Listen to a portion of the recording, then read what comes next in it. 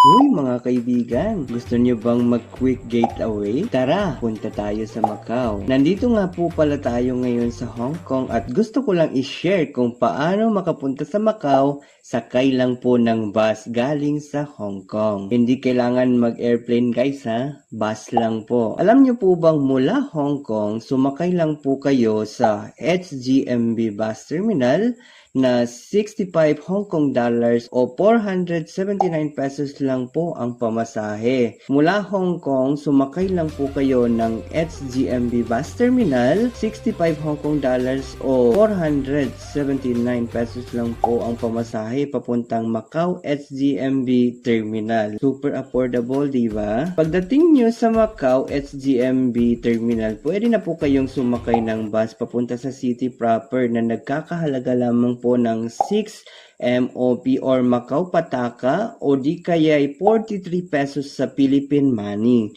Sobrang mura po guys, ano? Makakapaglibot ka na po sa Macau. Okay, nasa Macau na po tayo guys. Of course, kailangan na po natin mag-explore.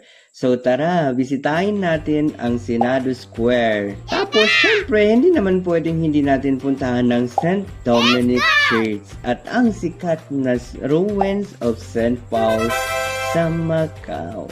Huwag din natin kakalimutan pumunta sa The Venetian, The Parisian, The Londoner at syempre ang Grand Lisboa na sobrang ganda.